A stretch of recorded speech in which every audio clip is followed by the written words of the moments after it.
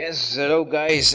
Alright, at tayo po ay magra-ride papuntang Zual, Pangasinan guys, no? At sa ngayon, dito ko in-on yung ating camera dahil medyo malayo-layo po kasi yung ating biyahe. Galing pa ako ng Tarlac. So, biyahe tayo papuntang Zual. This time, this is part of Aguilar, Pangasinan na guys, no? So, dito ko lang in-on yung ating cam para umabot hanggang Swal. Kasi pag mainit na ganito na yung camera natin, mabilis malokobat, no? So, yun guys, at saka test ride na rin dun sa ating new tires, yung bagong gulong ng ating pong NS200. At sa ngayon, binibreak-in pa lang po natin yung kanyang pong gulong. Para kung sa ganun maya-maya may mga corner po dyan. Testing natin sa mga cornering. At medyo malayo-layo pa tayo dun sa ating pupuntahan guys, no? So ayun guys, no, at dito na tayo sa parteng Bugalyon, I think Bugalyon na to guys. So far so good naman po yung kapit ng ating pong gulong sa semento, just like this one, itong pong espalto. So maganda po yung kapit niya. Yung nga lang medyo may pagka parang delay. May naramdaman ako parang delay sa kanya sa speedometer. Siguro dahil tumaas yung gulong natin sa harapan, no guys, kasi nandun yung sensor ng ating pong speedometer, no, yung odometer kumbaga. Speed meter, yan. Kuya niya tinatabo kasi magnetic to eh. So tumaas yung gulong, so minsan pag nasa 6,000 RPM ako, nasa 75 kilometers per hour siya.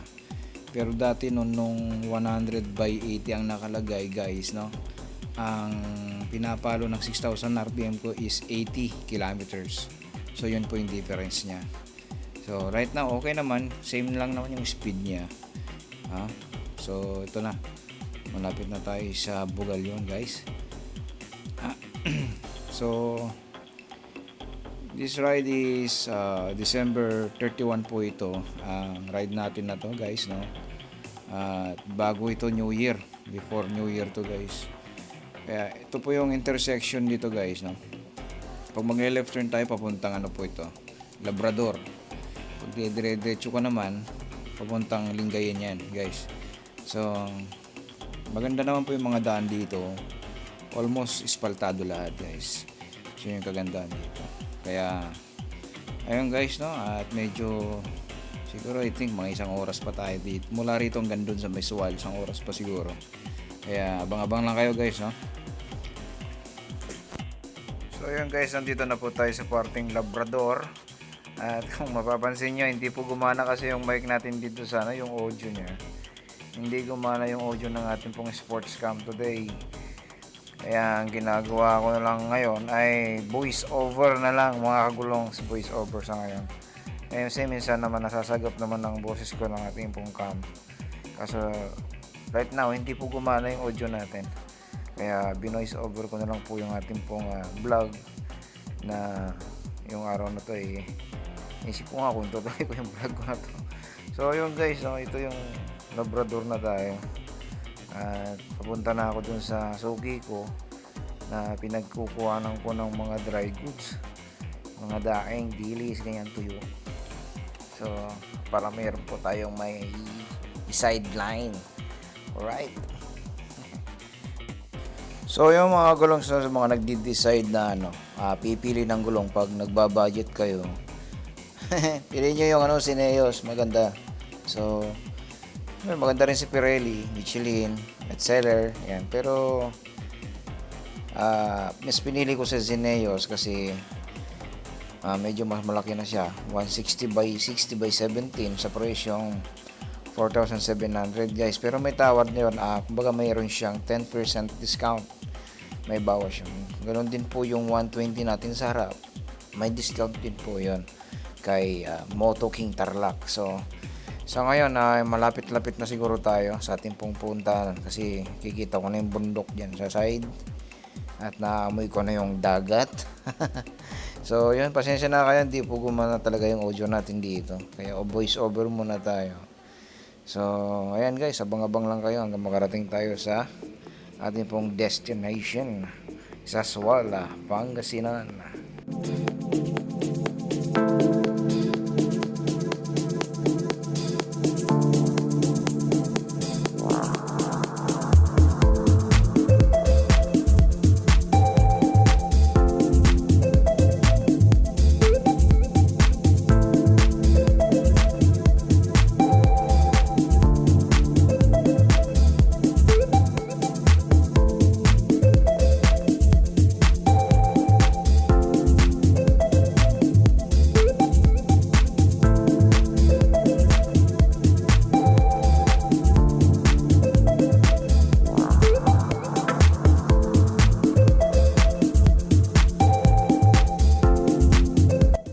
Okay, this part mga kagulong is yung pong talipapa nila dito sa gilid ng dagat.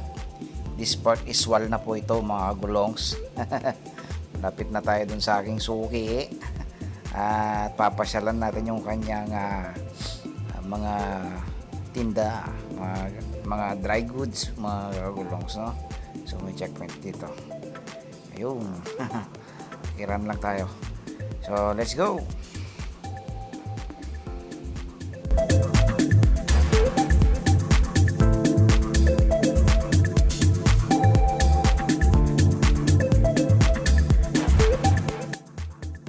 At last guys, no, narating ko na po yung location ng aking suki.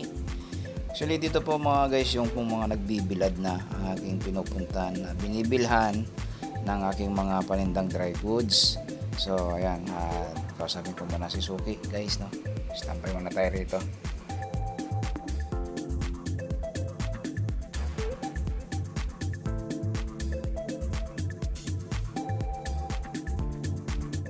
Okay, nakausap ko na si Suki at hindi pa daw masyadong pwede yung aking kukuning paninday. Bibilad muna na nila.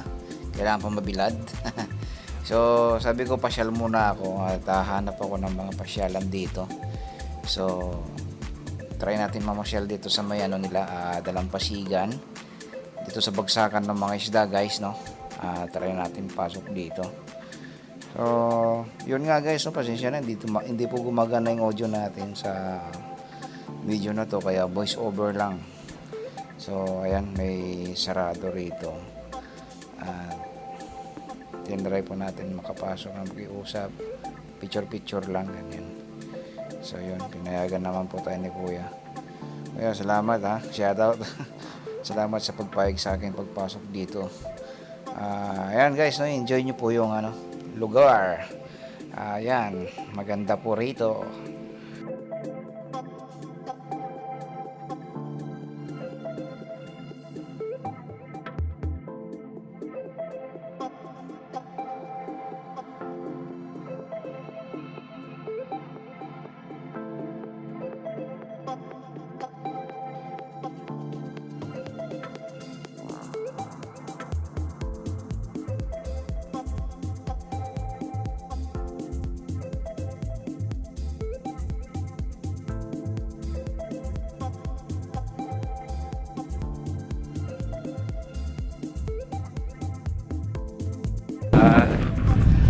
Ganda rito guys, so makikita nyo dito dahil sa labing so, ayan,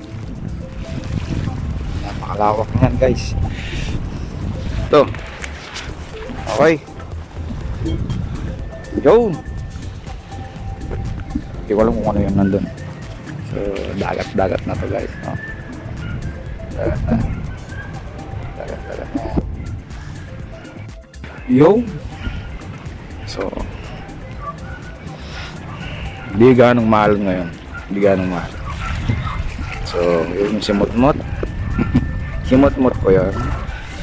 So ito yung ating ride dito sa Sual guys, no. Sana hindi maulog yung cellphone natin dito. Actually mayroong barko dun barko dun, kita ko yun. Zoom natin guys. Ayun yung barko.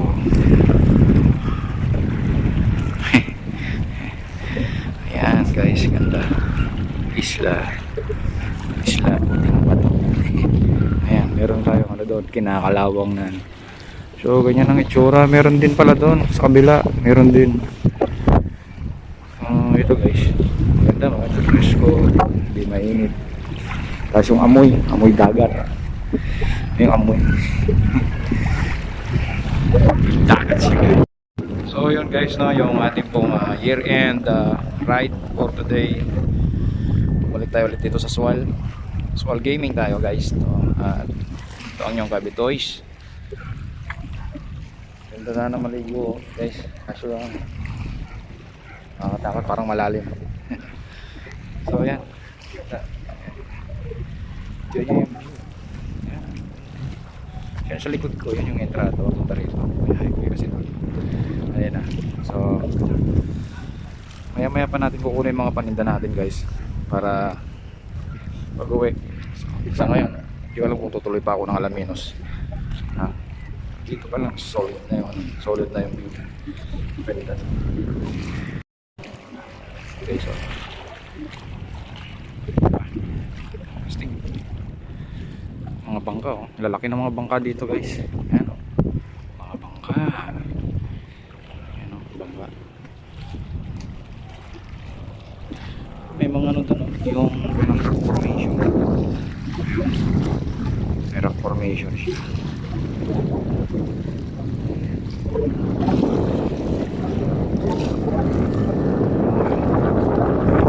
Formation.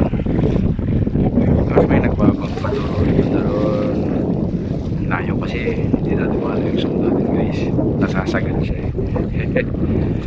May bundok din dito. Ayan. Starting Bulinaw. Dito naman ito yung kabundukan ng Alaminos guys. Pag pumupunta ka ng Alaminos dyan, dadaanan mo yan, punta roon sa dulo. So maganda. Siguro hanap muna tayo ng kainan. Gutom na. Maya na naman. So yun guys, gear up na tayo at gutom na ako. Di pa ako nag-almusal sa oras na to. So sa ngayon, hanap muna tayo ng kainan. And then balikan ko yung ating mga order. Then uwi na. Ganun lang. So yun guys, no, salamat sa mga nag-aabang sa ating mga video. At naway naipashare ko kayo dito sa parting Sual, Pangasinan. At maraming pasyaran dito kasi lang bawal pang pumasok sa mga resort kasi lockdown pa. At medyo mahigpit pa mga guys, no. Ito this time ay pabalik na ako at hanap muna ako ng makakainan. Then uwi na. Kukunin ko na yung paninda. Uwi na ako ng Tarlac. So hanggang sa muli guys, Bito is here once again nagsasabi na Godspeed always, ride safe. Okay, ride safe always sa ating lahat. At sa mga hindi pa nagsusubscribe sa aking channel, mag-subscribe na kayo dyan at hit the bell icon. Alright, share and comment down below. So yun ang ating pong Swal Gaming for today. Maraming salamat po. Hanggang sa muli. Bye.